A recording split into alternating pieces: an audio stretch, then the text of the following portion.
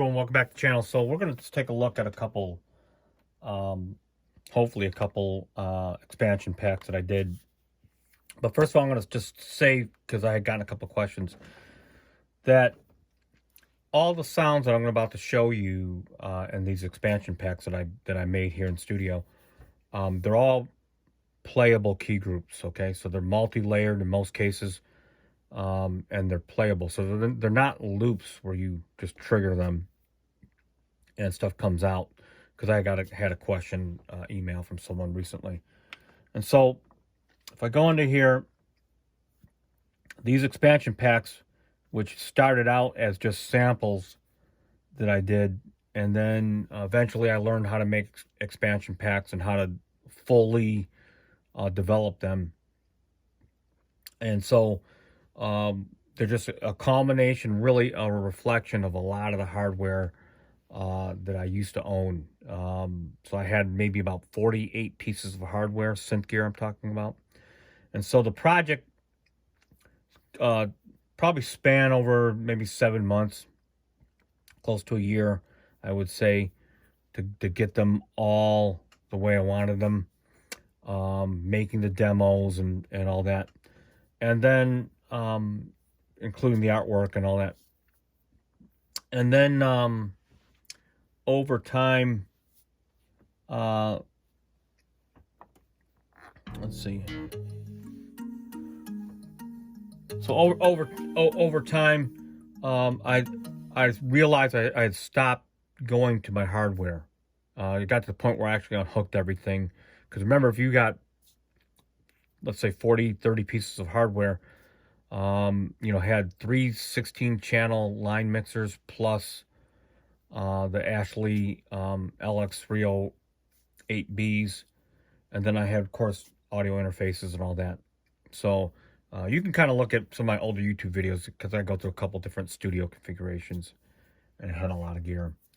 But what I found out was, as a keyboard player, predominantly myself, the MPC is really not set up for people that want to actually sequence and play, keyboard instruments. Traditionally, it wasn't.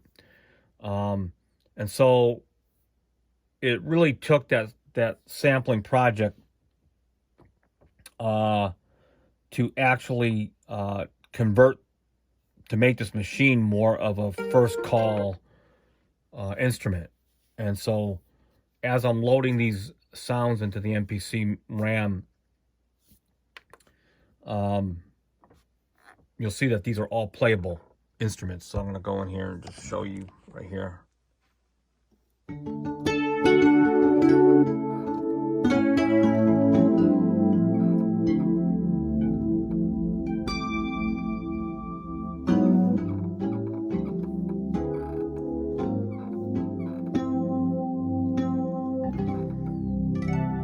Okay, they're all very playable. I just did delete this, purge all unused samples. Okay. All right. And so what ended up happening was, first I would make a roll-in pack.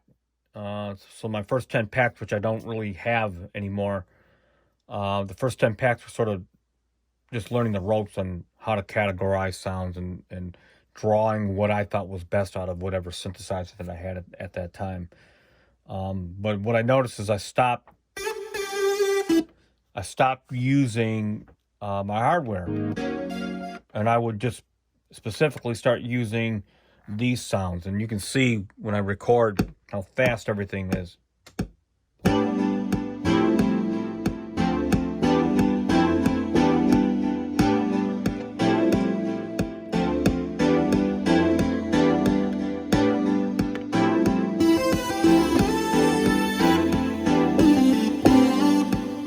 So you can see how fast that is. Now, one of the other things I did, because people were asking about this as well, every single sound that I programmed, or sampled and programmed, I actually also took the time to program the effects on it and the different effects chains and so forth. So I really learned a lot about the MPC going through this whole project. So if I were to go into here, these are some of the parameters that I had used. And if you've got an MPCX, there's a dedicated program button. And what I did is, if you look over to the left, I have it set up so that I can control all these effects. See how it's dry?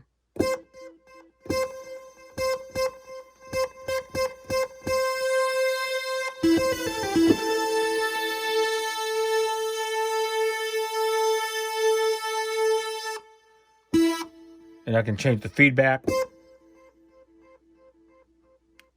or the time in terms of the quarter note, right? Or the reverb size.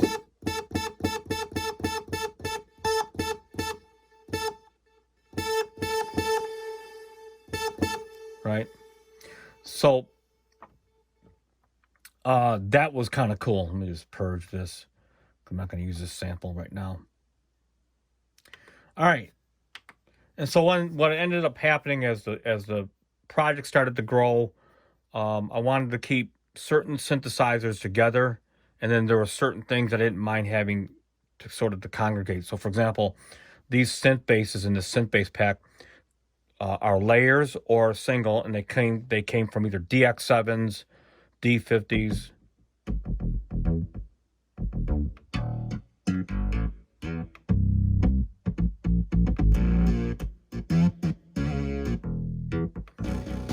Because when I'm looking for a synthesizer bass, I didn't want to have to go through 5 or 6 different packs to find that, even though I have some synth basses. So if I go into here,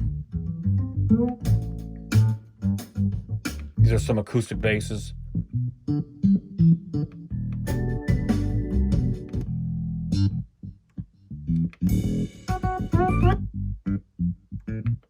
So if I go to this finger bass, and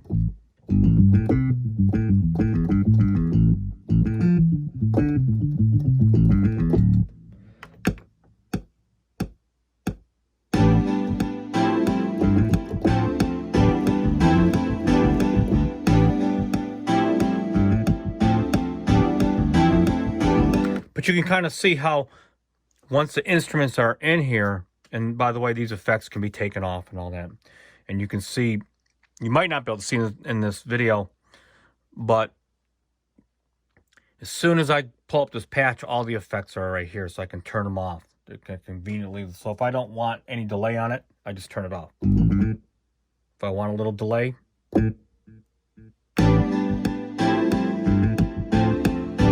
I just took advantage of, it's very limited what you can do in the program of the Q-Links, but I took advantage of what you could do, okay, on it.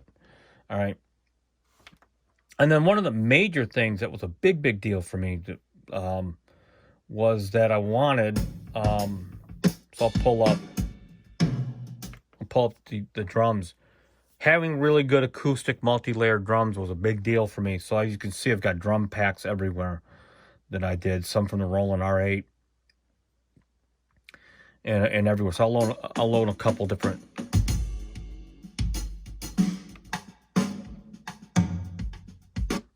So I'm going to load that one, and we're going to load one of these here. Okay. So I've got 2 or 3 different kits, just to give you an example, because I found that different drums really do make an actual difference. All right. So if I go up to a drum track, I'll put bread and butter.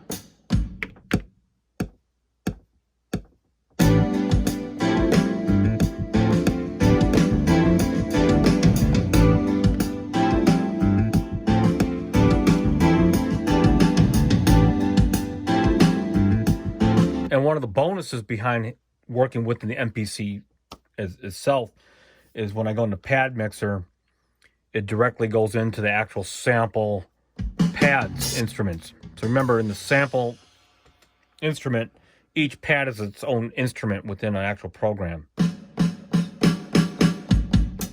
So if I need to turn something up, I can do it right from here.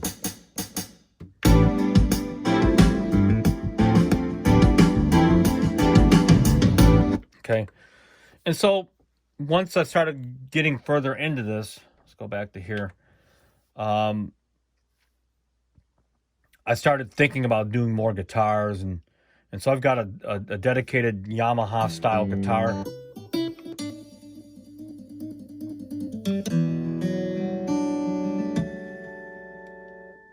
And so what's going to happen is if I go into here,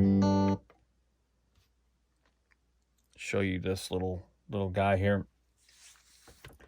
Then I realized, so if I go into here, we'll go to guitar 2, that I could capture some of these.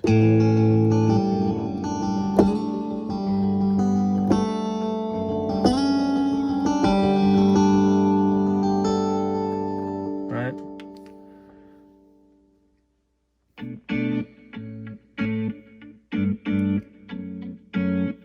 And then some of these electric guitars, so I'll pull up some of these more of electric guitars. I'm going to show you what I did. Let's see. So in here, I got some compressors, some delays, some flangers, some reverbs in here. Let's see, in here I got the amp simulators, as you can see. So these are all, obviously all programmable, right?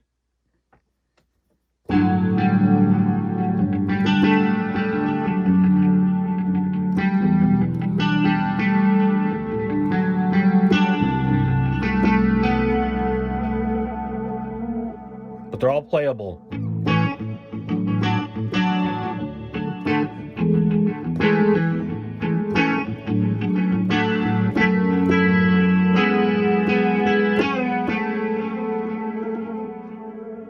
And then I had a lot of fun doing the Stratocasters, because on this I took a couple samples from within the 990 module and layered them over a Stratocaster, which gives you that really hot, coily.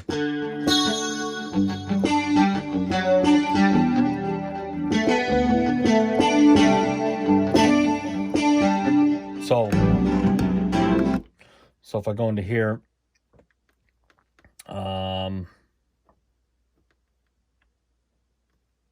let's go into here.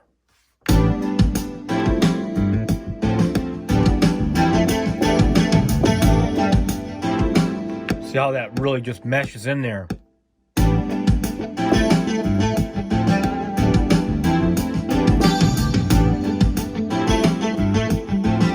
So as I start arranging ideas, I don't have to go out to the MIDI. I don't have to go hook up a module, go to a mixer, and then bounce it as audio.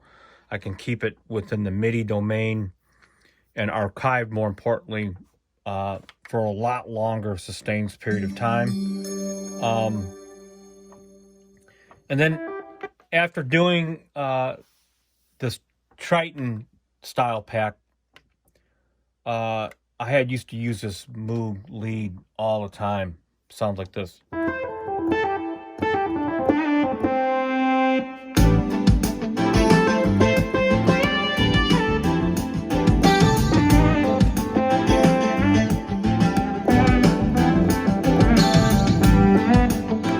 Then I had decided, you know what?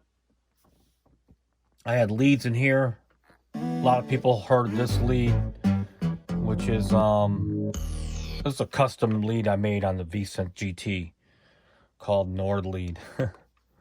But this,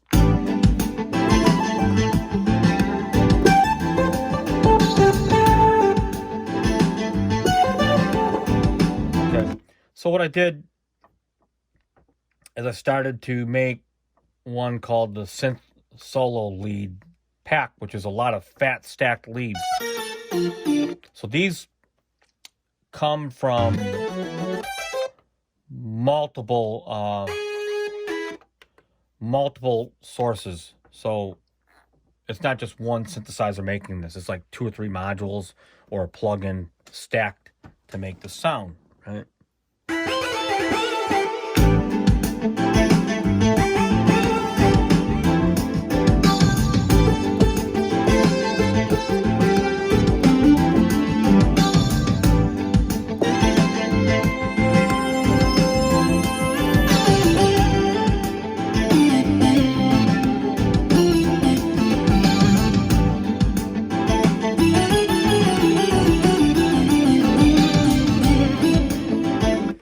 and that kind of led to that project. And then I went and took, I don't have it anymore, my MKS 20, but and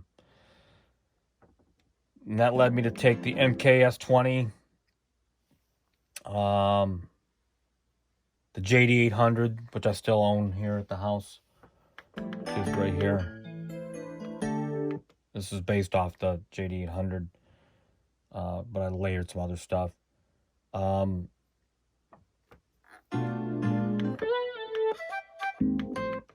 Took the satellites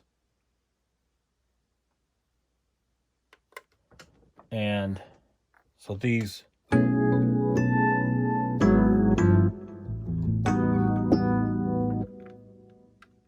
or this is from the based off the JD.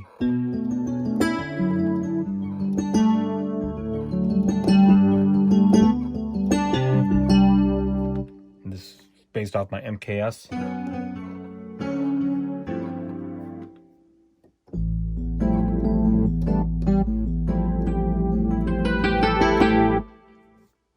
Again, like the effects are all programmed into here.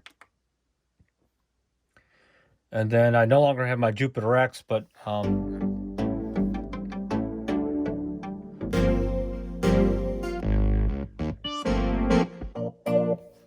now this is not a sound that you would typically think of the Jupiter X, but it came from there, and it's a stack from really the 5080.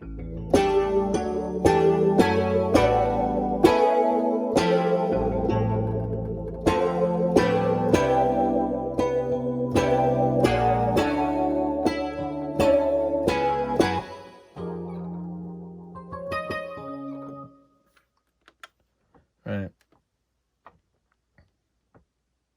Okay, so let me just go clear some of these out. Purge, unused samples, okay. And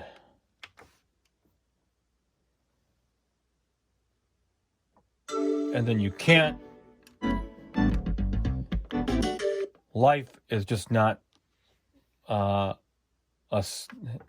studio synth is not a synth without some of these real iconic sounds, which I no longer have my T series either. It's a board I said I would never sell, but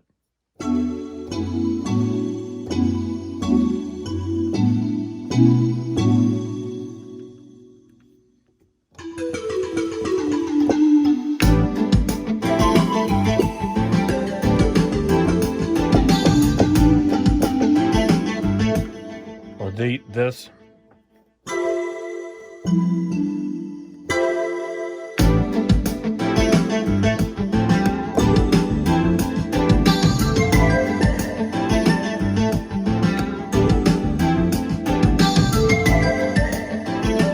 Right.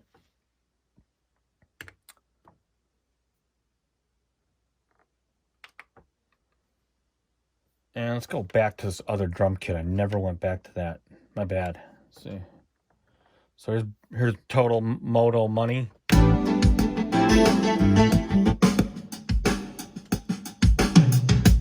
And see, when you get to control all these sounds, because they're all now under the umbrella of the MPC, it just unprecedented amount of convenience.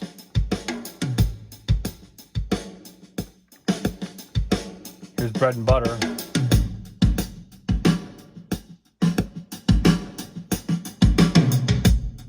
Motor money. Ooh, baby, right? I'm gonna load the good old R8.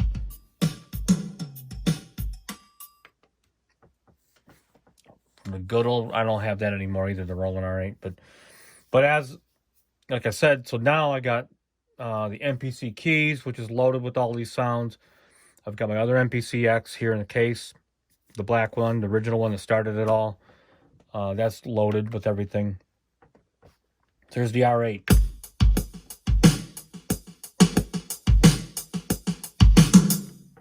Into the music.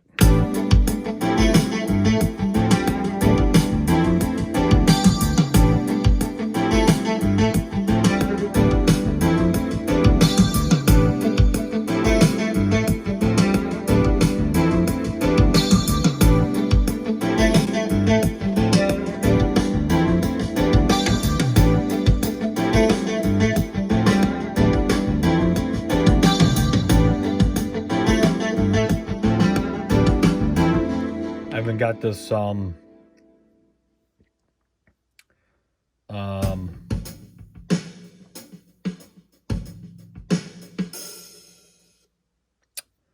think that's in my EXS pack.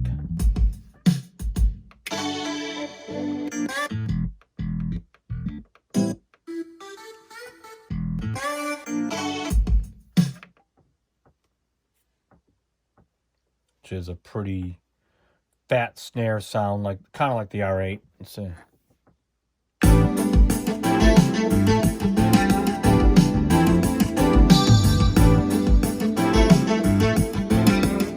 And this soloed.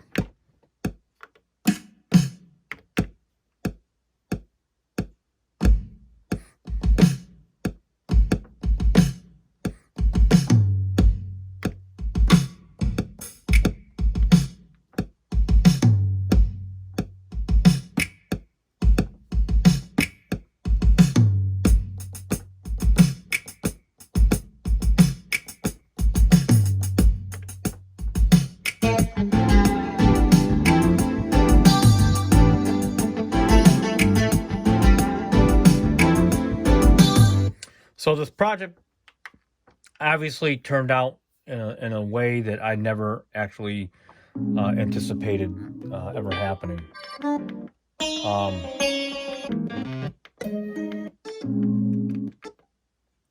And then you get into layering these sounds. So these are all just single sounds for the most part. So if I go into here and I take this saxophone,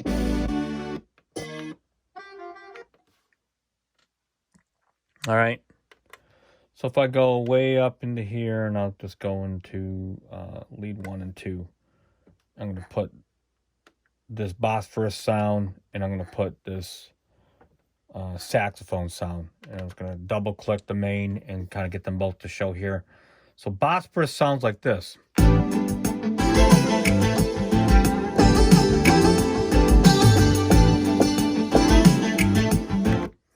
And the soprano sounds like this.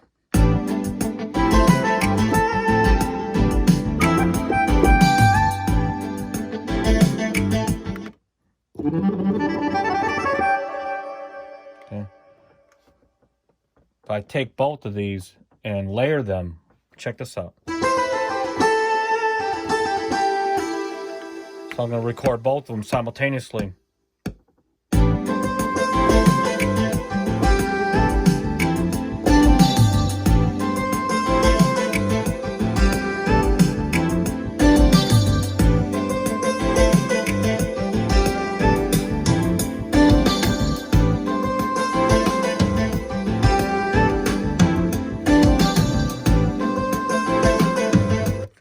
Now, realizing that all this is happening within the framework and architecture of the MPC. So had I had been doing this with MIDI, this speaks to most of the keyboard players out there, that you'd have to MIDI everything, burn it as audio, and archive it as a project, right?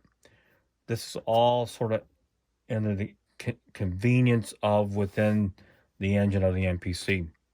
And so that's why it's really difficult for me to really go backwards, in my opinion, to Logic as your main. I can use Logic, Pro Tools, whatever, Studio One, as more of a repository to take these out in linear form as audio. That's fine, but I'm no longer going to use Logic and those DAWs for foundation building like I would here, as you can see. So anyway, until next time, thanks for coming in and watching. And I'll leave in the notes here how to contact me if you're interested in any sounds. So peace out.